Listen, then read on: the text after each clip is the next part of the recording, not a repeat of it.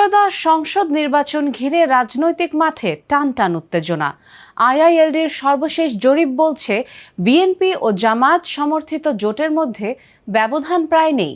ভোটের হিসাবে বিএনপি পেতে পারে 44.10%, জামায়াত সমর্থিত জোট 43.90%। আসন হিসেবেও হাড্ডাহাড্ডি লড়াই। বিএনপি 101, জামায়াত সমর্থিত জোট 105 আসনে এগিয়ে। আপনাদের কাছে আমি ধানের শীষের পক্ষে ভোট চাইছি। ত্রয়োদশ জাতীয় সংসদ নির্বাচন যত ঘনিয়ে আসছে ততই স্পষ্ট হচ্ছে রাজনৈতিক মাঠের টানটান উত্তেজনা। সর্বশেষ এক জনমত জরিপে উঠে এসেছে দেশের রাজনীতিতে এবার হতে যাচ্ছে বিএনপি ও জামাত সমর্থিত জোটের মধ্যে হাড্ডাহাড্ডি লড়াই।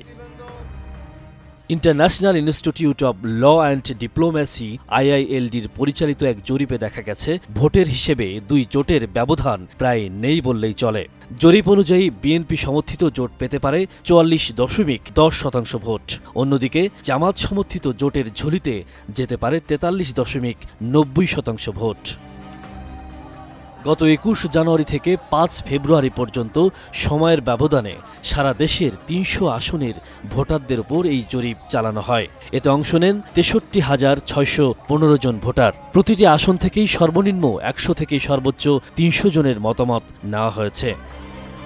আসনভিত্তিক বিশ্লেষণে আরও চমকপ্রদ তথ্য উঠে এসেছে। জরিপ বলছে নিশ্চিতভাবে জামাত সমর্থিত জোট জয় পেতে পারে 105টি আসনে, বিএনপি সমর্থিত জোট এগিয়ে থাকতে পারে 101টি আসনে, আর 75টি আসনে দুই জোটের মধ্যে রয়েছে হাড্ডাহাড্ডি লড়াইয়ের আভাস।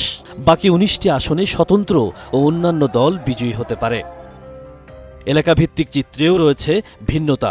শহরাঞ্চলে বিএনপি সমর্থিত জোট এগিয়ে থাকলেও গ্রামাঞ্চলে সামান্য ব্যবধানে এগিয়ে জামাত সমর্থিত জোট।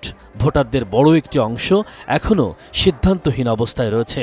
জরিপে অংশ নেওয়া ভোটারদের মতে দ্রব্যমূল্য নিয়ন্ত্রণই আগামী সরকারের সবচেয়ে বড় চ্যালেঞ্জ।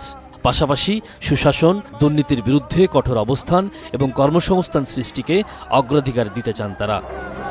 হুসাইন পল্লব, টাইমস টুডে।